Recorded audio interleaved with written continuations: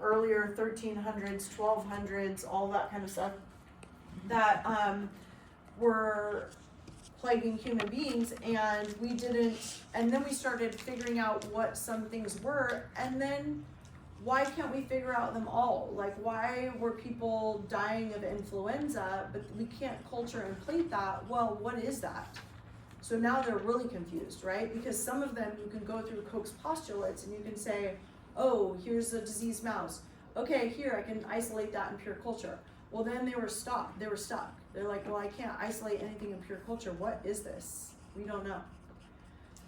So, yeah, Pasteur, and at that time, we didn't know what a virus was. We didn't know what a virus was till a long time. I should actually get that date. I can't remember the date. But we didn't know what viruses were for a really long time until after that whole thing came around.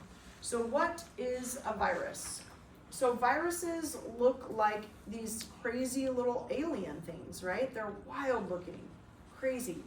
They're called complex viruses, but these are bacteriophage, and we'll talk more about that. But this is a virus that infects a bacteria only, thank goodness. Could you imagine if this thing infected us? I know between any viruses what they look like, but this one just looks scary. No, it looks terrifying to me. But this is not a living thing. We don't consider viruses living.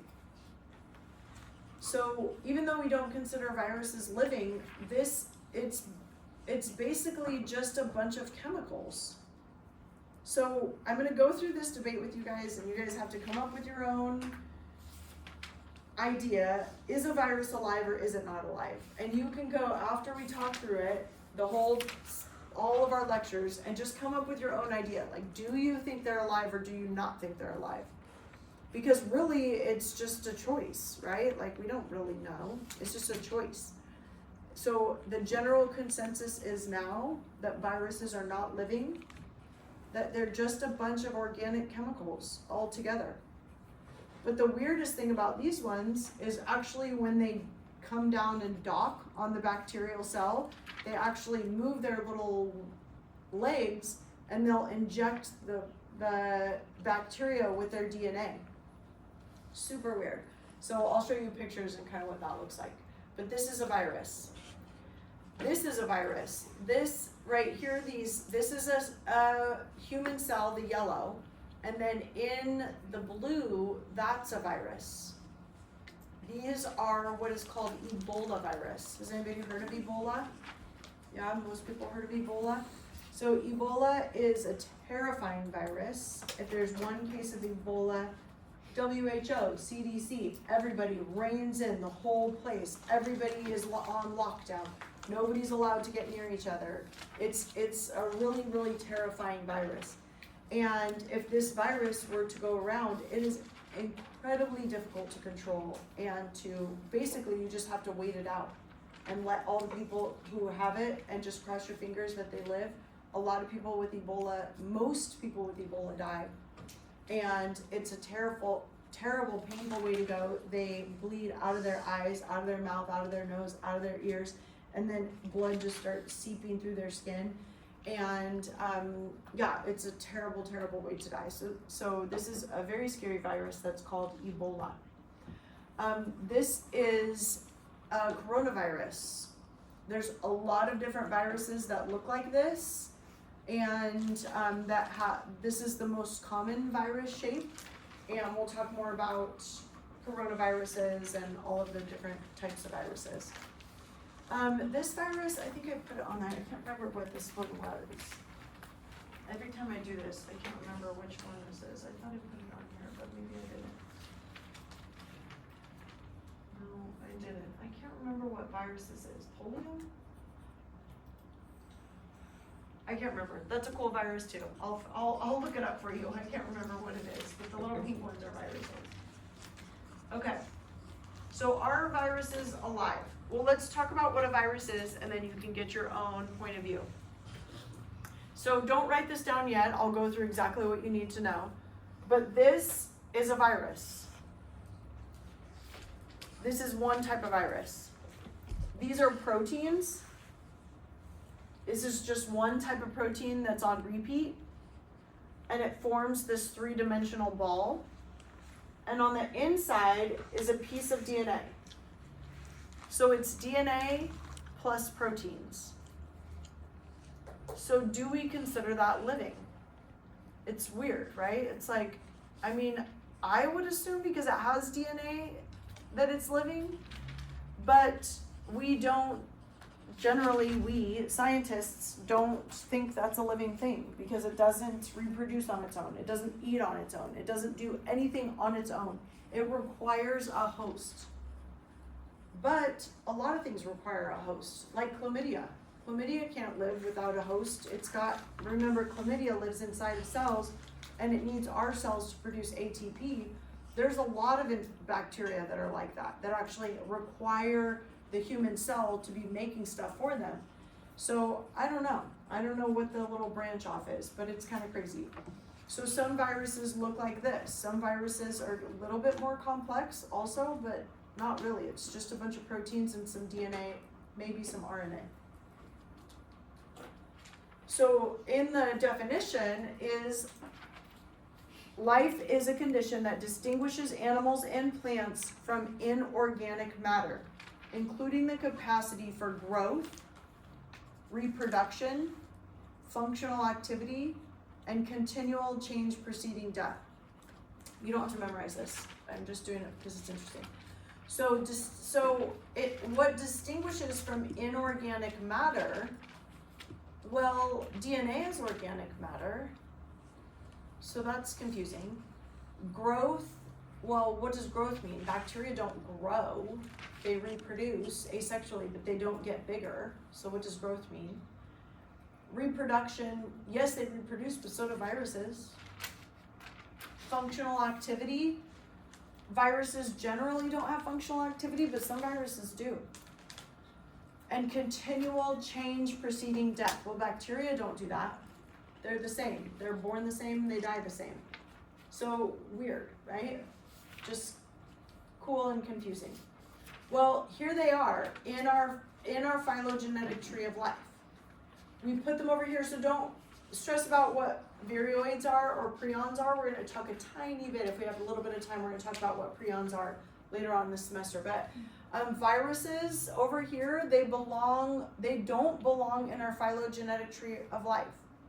We consider them non-living, or sometimes that word is going to come up again and again, so make sure to write that one down. It's called acellular. Acellular, it means without cells.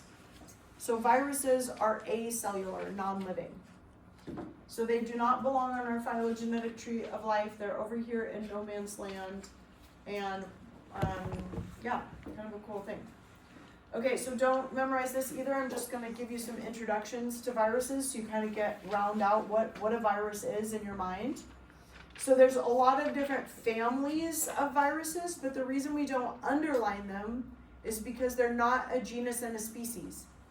That binomial nomenclature, that two naming system for genus and species, is only for living things. Like Canis familiaris is a dog, Staphylococcus aureus is a bacteria. Well, we don't call them genus and species because they're not living. So we call them by families. So Coronaviridae is a type of family. You don't have to know that. But here it tells you, I just think it's kind of cool just to kind of peek through this a little bit.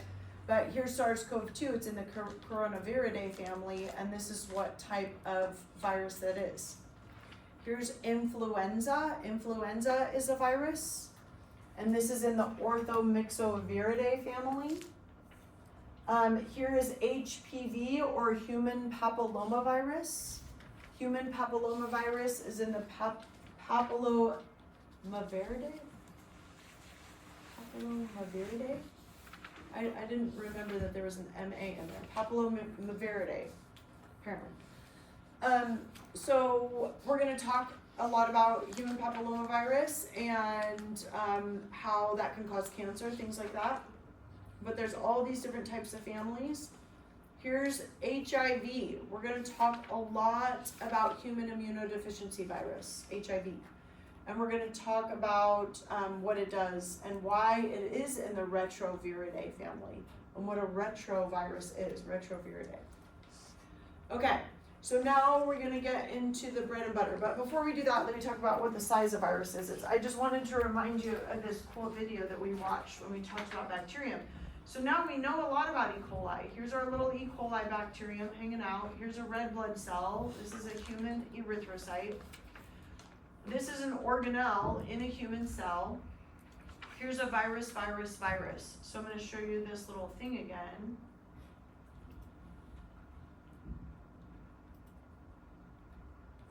Okay, so here we are. Here's a grain of salt. Is that too hard to see? Is that okay? Here is a human white blood cell. Here's a bacterium. Here are these tiny, tiny little viruses. So in comparison to a bacteria, much, much tinier. Ultra microscopic, we cannot see these with a microscope. Bacteria are already hard to see under oil microscopy, our strongest microscope that we can see without a use of a special crazy microscope. Okay, so that's how small viruses are.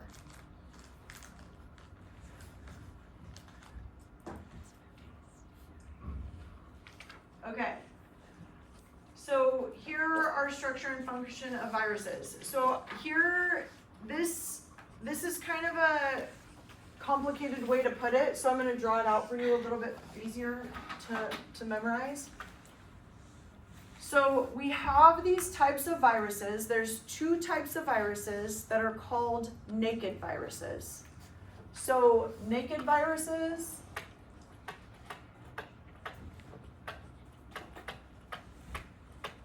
there's two types. One is called a helical virus, and one is called a polyhedral virus.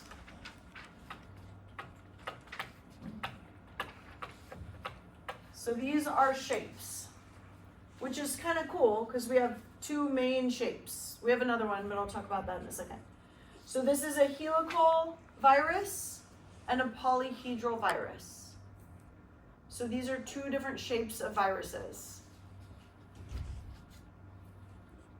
And these are naked viruses.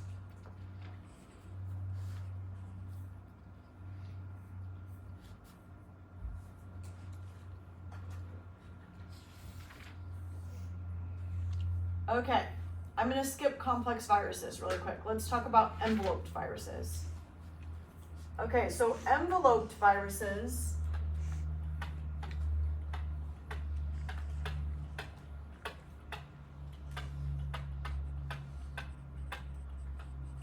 have an envelope.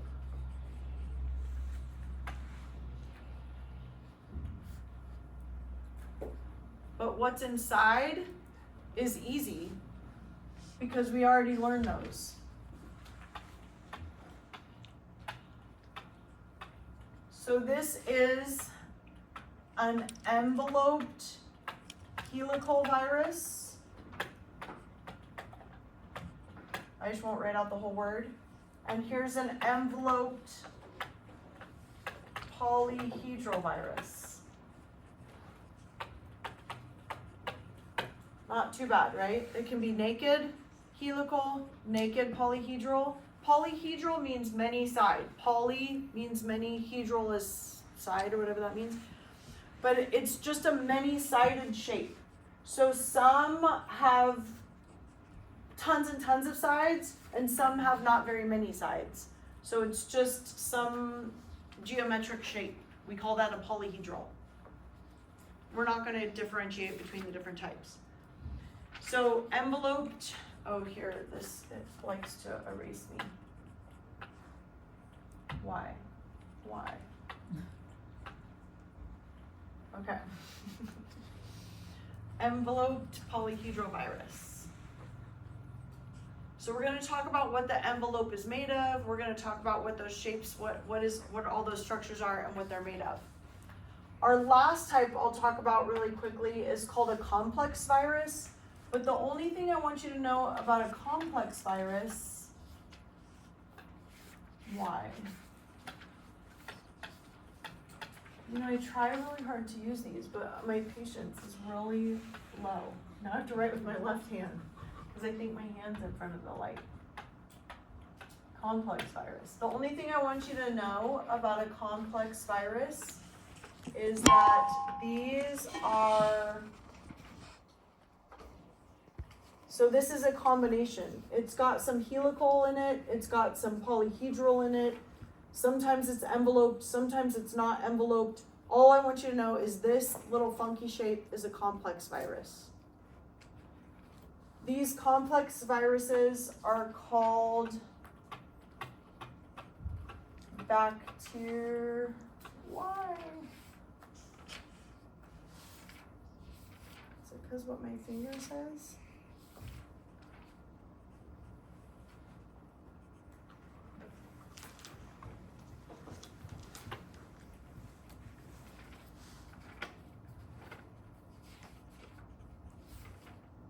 I don't know.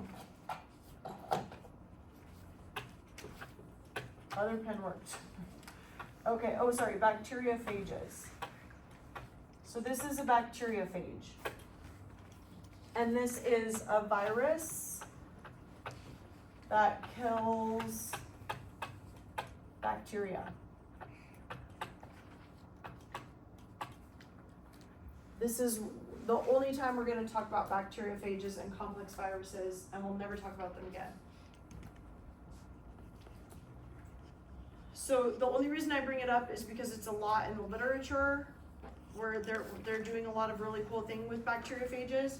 If you ever work in a lab, in a genetics lab, they work with bacteriophages all the time because we're always using these viruses to change the genome of bacteria, because viruses are really good about changing genomes, so we'll talk more about that later. But bacteriophages, they are viruses that kill bacteria. Okay, so that's all we need to know, is we need to know there's basically 4 main shapes you need to know. Naked helical, naked polyhedral.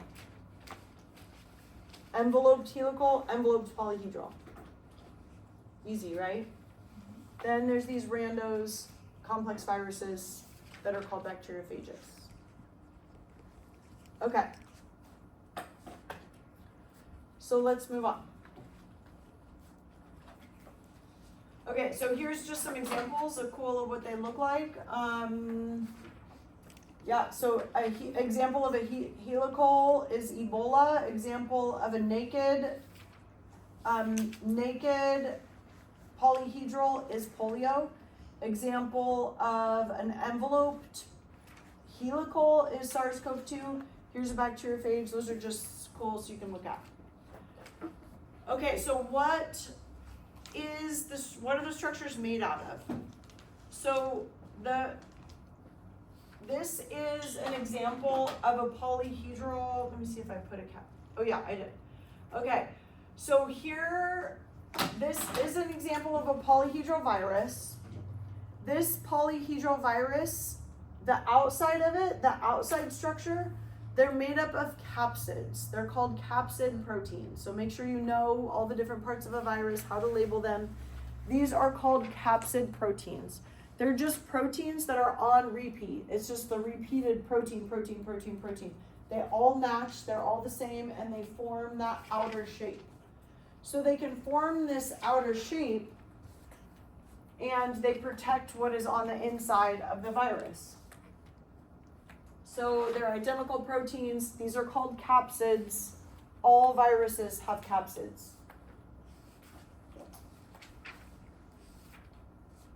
Here are helical capsids. So these ones look weird.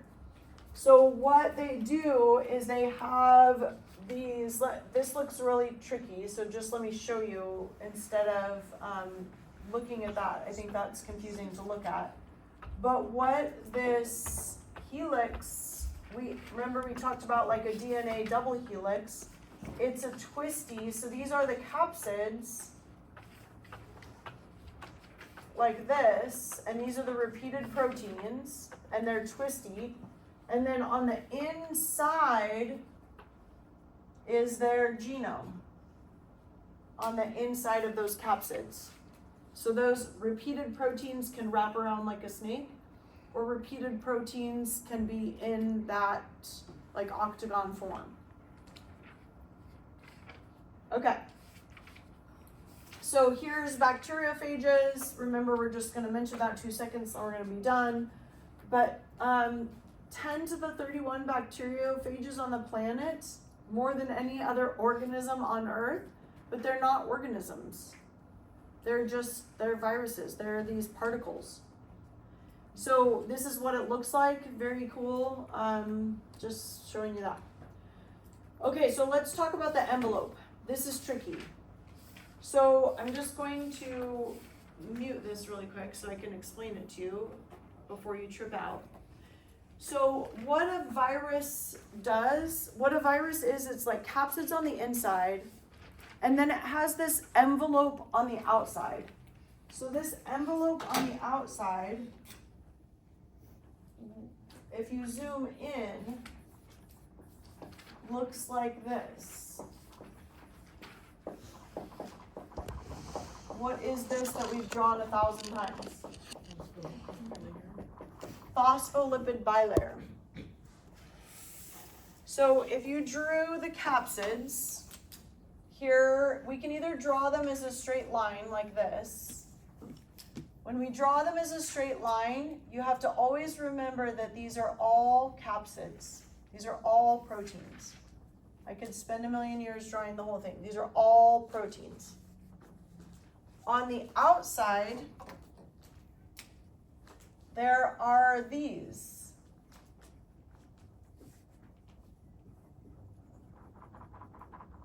All the way around. And this is what is called the envelope of an enveloped virus. It's a phospholipid bilayer.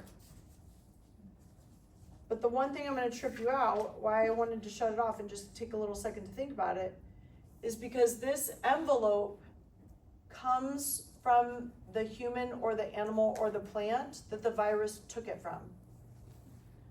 So this virus, these viruses, enveloped viruses, they get into the membrane of a cell and wrap themselves in the membrane of a cell. So they actually rob the cell of their own membrane, and now it looks like a human cell to the immune system. Now the immune system is not going to recognize that there's a virus in there because it looks like a human cell. So really trippy. So, for example, if you had SARS-CoV-2, if you had coronavirus, well, I should call it SARS-CoV-2 or COVID-19 to be more specific. If you had SARS-CoV-2 and you were sick, you got the infection, the virus transmitted, hopefully it never will, to the person sitting next to you, that person has your phospholipid bilayers inside them. So that phospholipid bilayer from you went over to the person next to you. If you gave the person next to you SARS-CoV-2, they have your phospholipid bilayer on the inside of them. So crazy, trippy. Viruses are so weird, and they are really cool also. They are really good at evading the immune system. They're really hard to get and hard to treat. We'll talk more about later on why SARS-CoV-2 was so incredibly good at infecting so many people. But all enveloped viruses look like this. But I'll show you what those little things are on the outside. Okay, so these little things on the outside are called spike proteins. So there's not very much to memorize, but for some reason, students, I don't know if it's burnout, I don't know if it's just the time of this semester because we're falling into lab practical time. We just got finished talking about antibiotics and a ton of stuff with bacteria. Now we're moving on to viruses. For some reason, students have a really hard time memorizing this section, even though there's only like 4 things to memorize. It's just burnout, I get it. Capsids, envelope, spike proteins. So now that I told you it's hard to memorize, you guys are going to memorize it. These are called spike proteins.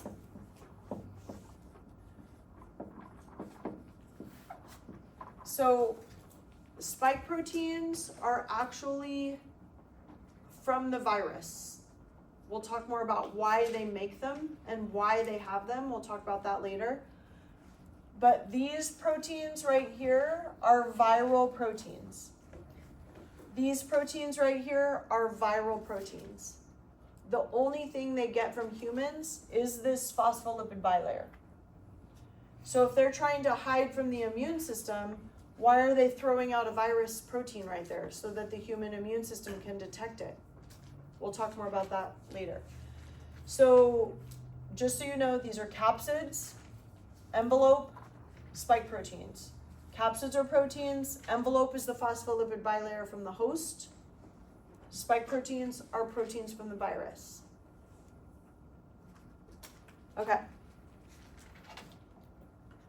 So there's all kinds of different spike proteins depending on the virus. So here's coronaviruses, here's rhabdovirus, here's HIV, here's Hep B, here's influenza.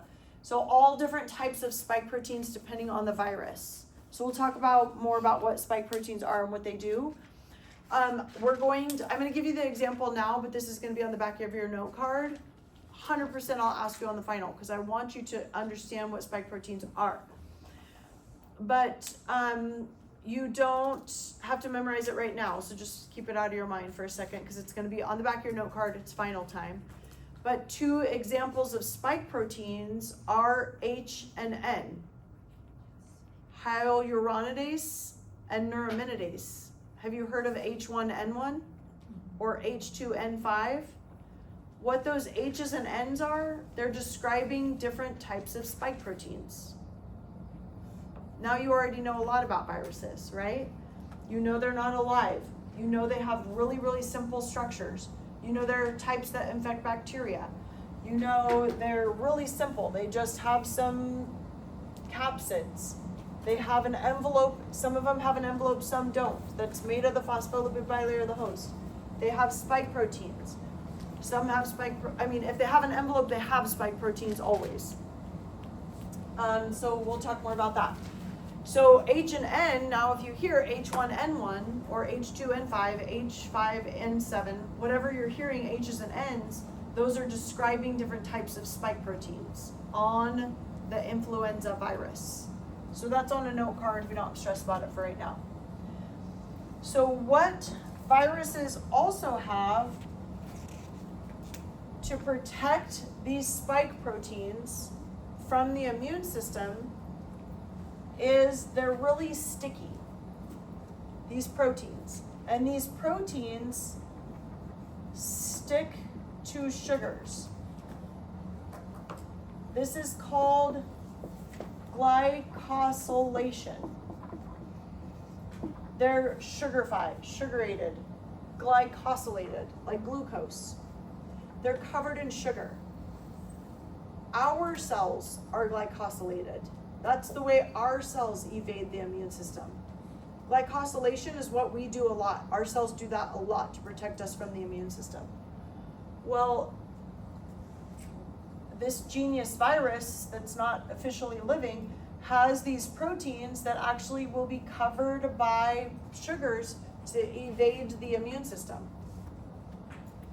So here you can see the more sugars that are on their spike proteins, the more virulent they are, the stronger they are at producing infection, at causing infection, because the immune system doesn't recognize them.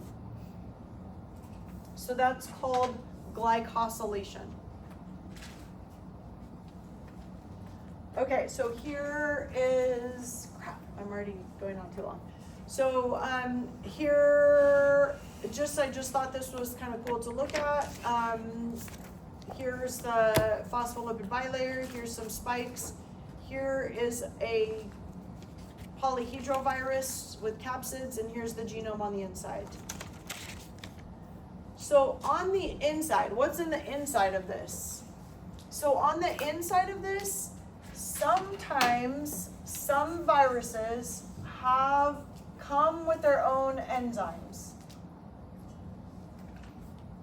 And some viruses don't. So we're going to talk about what these enzymes are and what they do next time. So some viruses come with an enzyme or two, and some viruses come with none at all. Then also we're going to talk more about what enzymes they are. Also, don't forget that they have to come with some sort of DNA or RNA. Some viruses, here's our double-stranded DNA. Some viruses don't come with double-stranded DNA. Some viruses only come with RNA.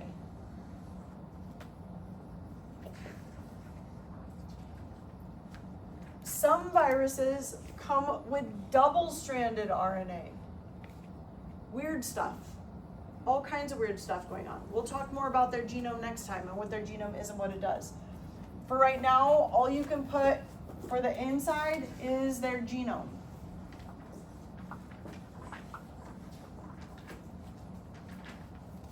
So on the inside, they have some sort of genome. And we'll talk more about what it is and what it does. So this is a cool computer image of, here's the phospholipid bilayer from the host. Here are the spike proteins. This is an enveloped helical virus. And this is an example of SARS-CoV-2, is an enveloped, here's the helix capsids, helical capsids.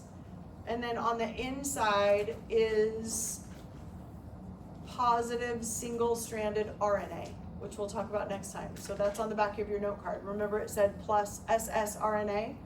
So it's positive sense single-stranded RNA. We'll talk about what that means.